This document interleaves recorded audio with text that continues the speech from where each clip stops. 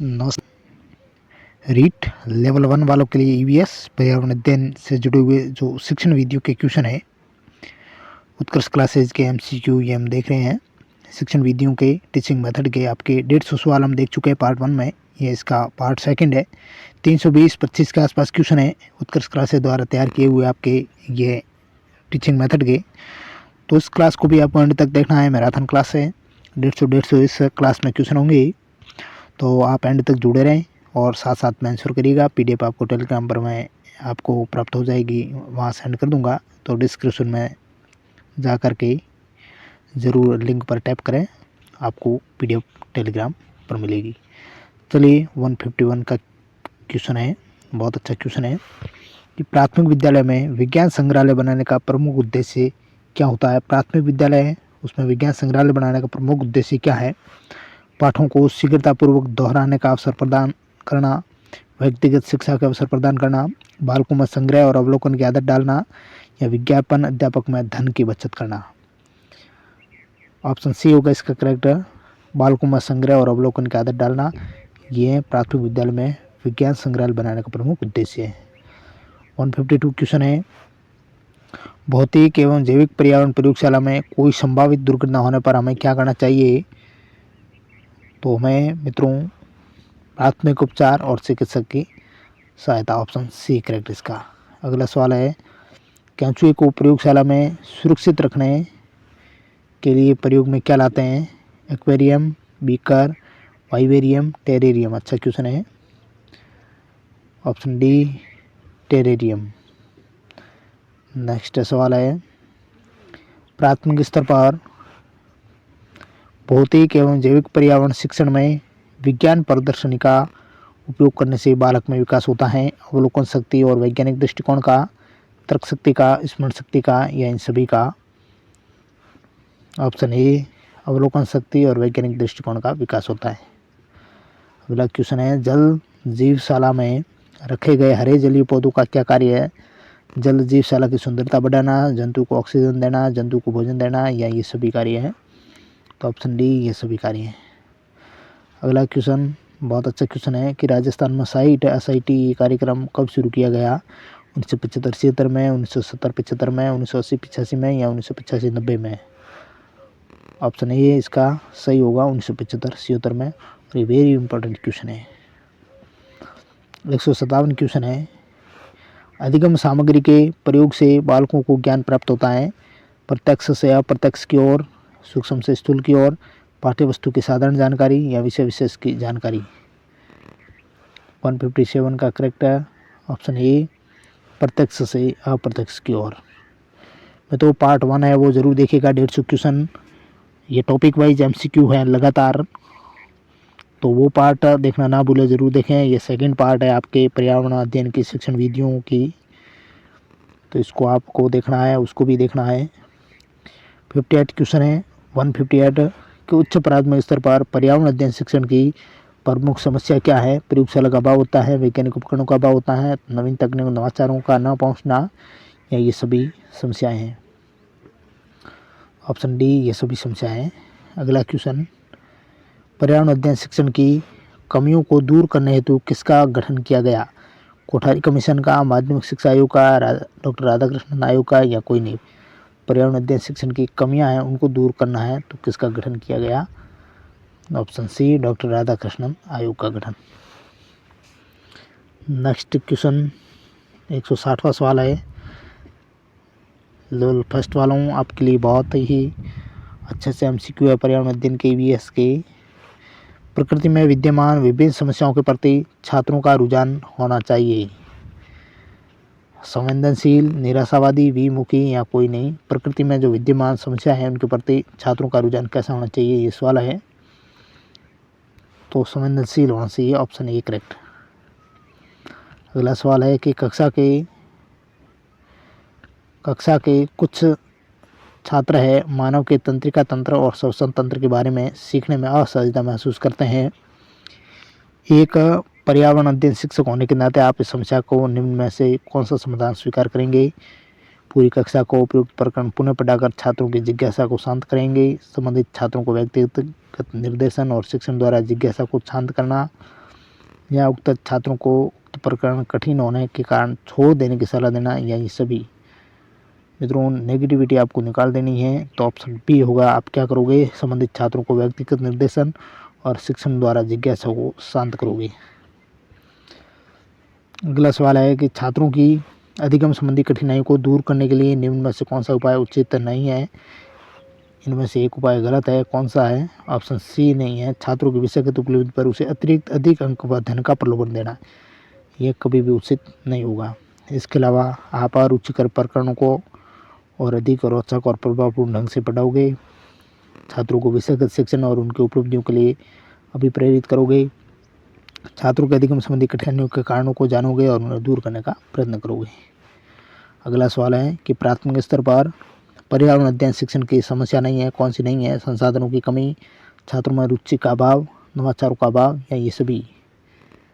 Option B है वो कमी नहीं है, छात्रों में रुचि का अभाव, यह पर्यावरण अध्ययन शिक्षण की समस्या नहीं है। 167वां क्वेश्चन है कि मिड डे मील जो 1995 में शुरुआत हुई थी, उसके बाद पर्यावरण अध्ययन पढ़ाते समय आप यह पाते हैं कि बच्चे पाठ में रुचि नहीं ले रहे हैं। आप शिक्षक होने के नाते क्या करेंगे। अच्छा क्वेश्चन है। ऑप्शन डी, आप पाठ को रोचक बनाने के लिए बहुआयामी बुद्धि पर आधारित दृश्य सर्वे सामग्री का प्रयोग करेंगे। 165वां क्वेश्चन है कि कोई छात्र पृथ्वी की गतियों को ठीक प्रकार से नहीं समझ पा रहा है, उसके समस्या का निराकरण करने के लिए उचित है, क्या उचित है। 165 का सही ऑप्शन बी होगा, उपचारात्मक शिक्षण। पर्यावरण अध्ययन विषय में छात्र के अधिगम स्तर का पता लगाने तो सर्वोत्तम उपाय कौन सा है। ऑप्शन बी होगा, सतत मूल्यांकन, सी ही जारी रहना चाहिए। अगला क्वेश्चन 167 क्वेश्चन है कि एक विद्यालय के कक्षा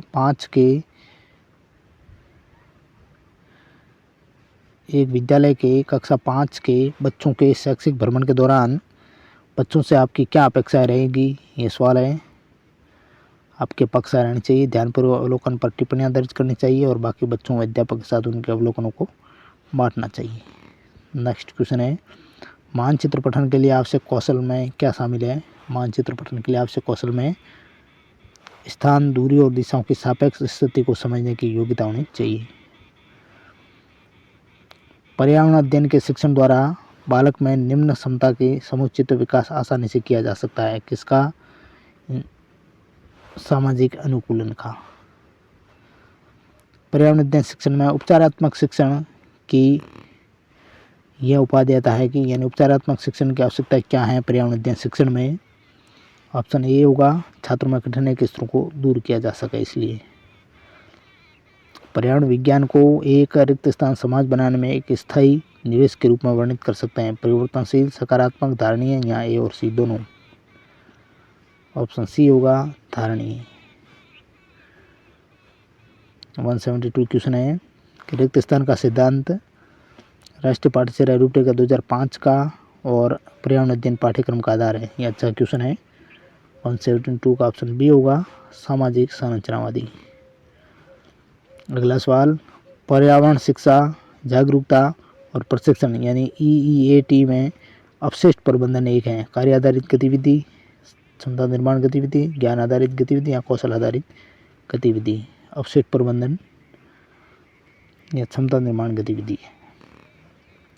पर्यावरण शिक्षा का मुख्य उद्देश्य क्या होना चाहिए। अस्वीकार, कम करना, पुनः प्रयोग और पुनःचक्रण।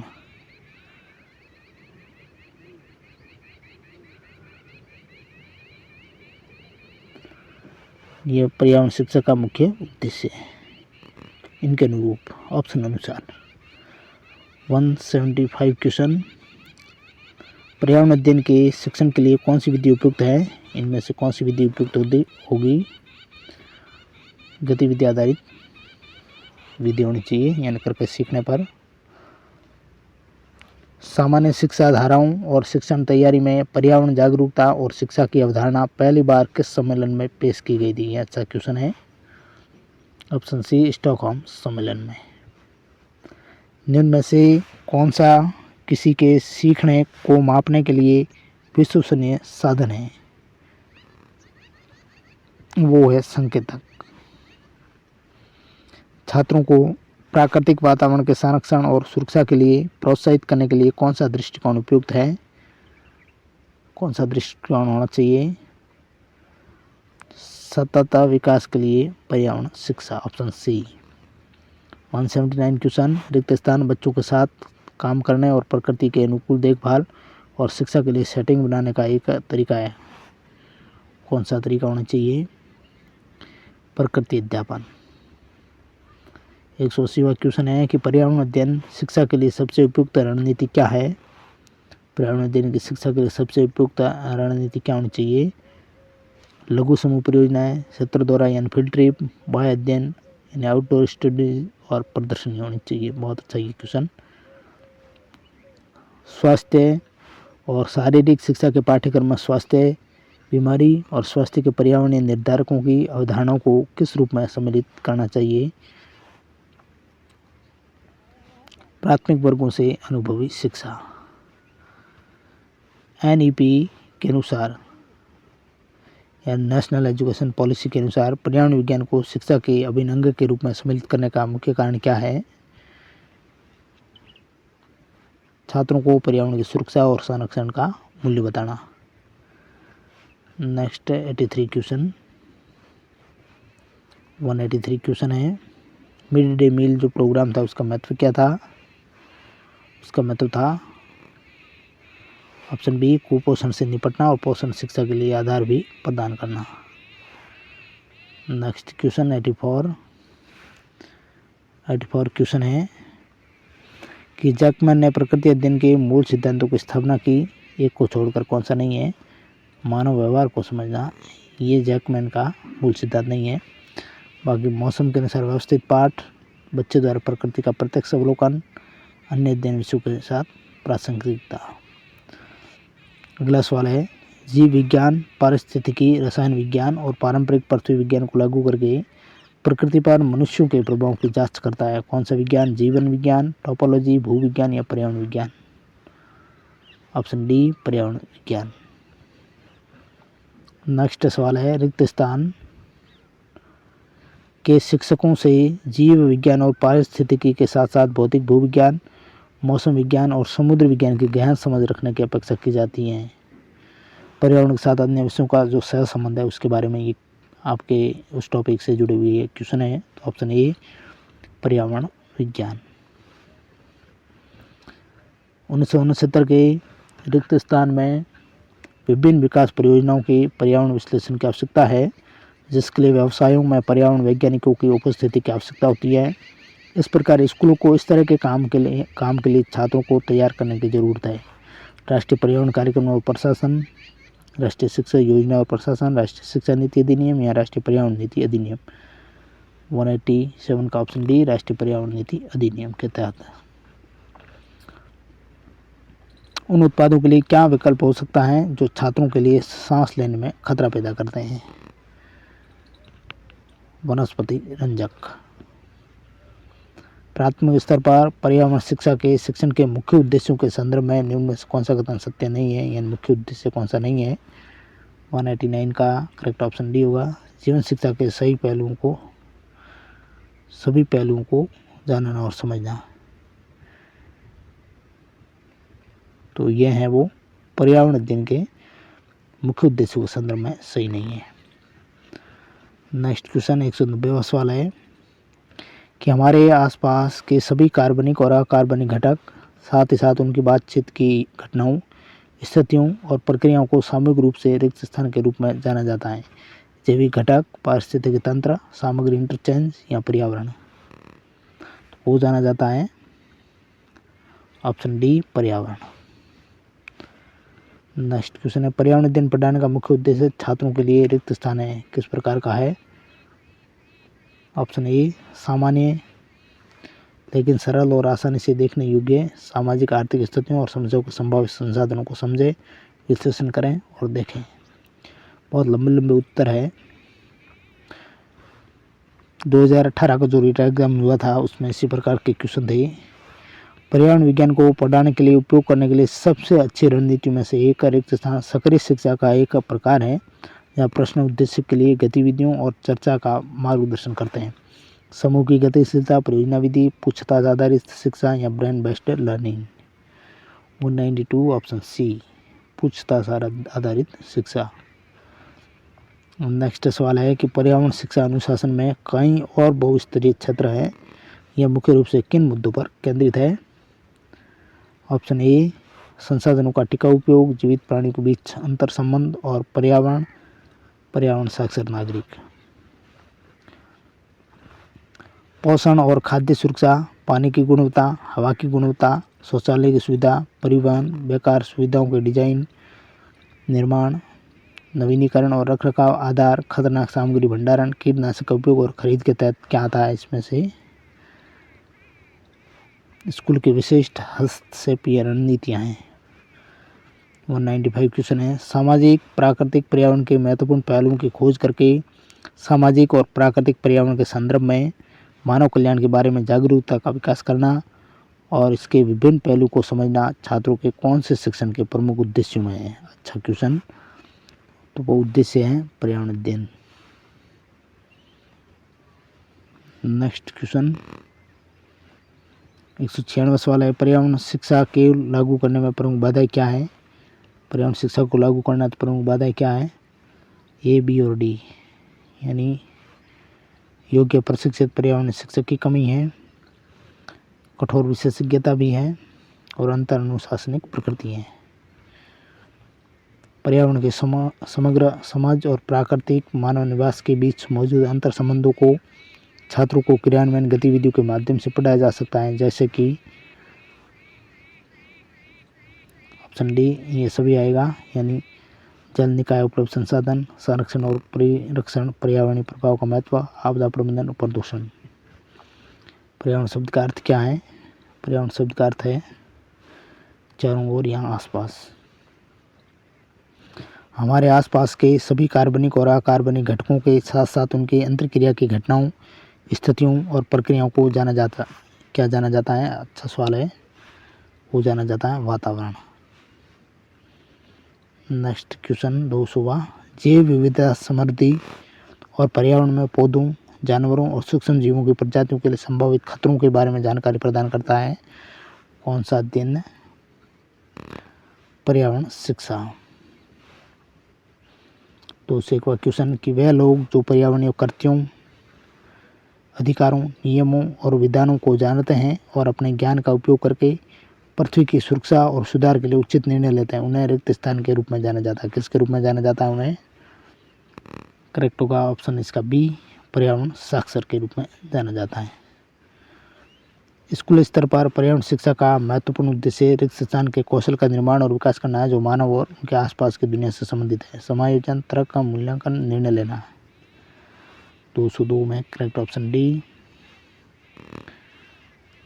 सेकंड, थर्ड और फोर्थ, यानी तर्क है। स्कूल स्तर पर पर्यावरण शिक्षा का महत्वपूर्ण उद्देश्य मूल्यांकन के कौशल का निर्माण और निर्णय लेने का कौशल का निर्माण और विकास करना है। नेक्स्ट क्वेश्चन है 203वां क्वेश्चन है कि अधिक जनसंख्या, तेजी से औद्योगिकीकरण और कृषि और वनों की कटाई जैसे अन्य मानविक गतिविधियों के परिणाम स्वरूप पृथ्वी विविध पदार्थों से भरी हुई है, जो गौण उत्पादन के रूप में जारी किए गए थे। इस प्रक्रिया को क्या कहा जाता है? इस प्रक्रिया को कहा जाता है पर्यावरण प्रदूषण। 204 क्वेश्चन है कि निम्न में से कौन सा कथन सत्य है? इसमें सत्य कथन कौन सा है? ऑप्शन डी सत्य है। पर्यावरण के कुछ संसाधन आसानी से बदले नहीं जा सकते और पर्यावरण के कुछ घटकों जैसे कि पौधों और जानवरों के विलुप्त होने से रोकने के लिए एक स्थायी आधार पर प्रबंधित किया जाना चाहिए, ये सत्य है। 205वां क्वेश्चन है कि राष्ट्रीय शिक्षा नीति यानी पर्यावरण विज्ञान को शिक्षा के एक अभिन्न अंग के रूप में शामिल करने पर केंद्रित है, जिसका मुख्य उद्देश्य क्या है? इसका मुख्य उद्देश्य है ऑप्शन ए, छात्रों को पर्यावरण के संरक्षण और सुरक्षा को महत्व देना। पर्यावरण विज्ञान पढ़ाने के लिए उपयोग की जाने वाली सर्वोत्तम रणनीति में से एक है, जो कि सक्रिय अधिगम का एक प्रकार भी है और जहाँ प्रश्न उद्देश्य के लिए गतिविधियों और चर्चाओं का मार्गदर्शन भी करते हैं। पर्यावरण शिक्षा को सिखाने के लिए उपयोग की जाने वाली रणनीतियाँ हैं, इसमें से कौन कौन सी है? पूछताछ आधारित शिक्षा, मस्तिष्क आधारित अधिगम, परियोजना आधारित ज्ञान। ऑप्शन ए होगा, ए और सी करेक्ट होगा इसका, यानी पूछताछ आधारित शिक्षा और परियोजना प्रोजेक्ट आधारित ज्ञान।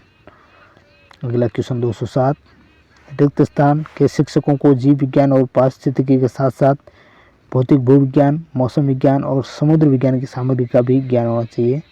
किसके साथ साथ? ऑप्शन डी, पर्यावरण विज्ञान के साथ। सभी कार्बनिक और अकार्बनिक घटकों के साथ साथ घटनाओं और उनकी अंतःक्रिया को रिक्त स्थान के रूप में संदर्भित किया जाता है। पर्यावरण, पारिस्थितिक तंत्र, सामग्री विनिमय या जैविक घटक। ऑप्शन ए होगा, पर्यावरण के रूप में। नेक्स्ट क्वेश्चन नंबर 209, नाटकीय वातावरण बनाने के क्या लाभ है? ये सवाल है। ऑप्शन डी होगा इसका करेक्ट, लंबा आंसर है। बच्चे आत्मविश्वास हासिल कर सकते हैं, खुद को नाटकीय रूप से व्यक्त भी कर सकते हैं, एक समूह के साथ सफलतापूर्वक काम करने की संतुष्टि भी महसूस कर सकते हैं और सीख सकते हैं कि अपनी भावनाओं और व्यवहार को कैसे नियंत्रित किया जाए। 210वां क्वेश्चन है कि स्कूली स्तर पर पानी की कमी, बाढ़, कटाव, मरुस्थलीय अतिक्रमण जैसे मुद्दों के बारे में जागरूकता पैदा करने के लिए पर्यावरण शिक्षा आवश्यक है। ऑप्शन सी होगा, कारण और प्रभाव।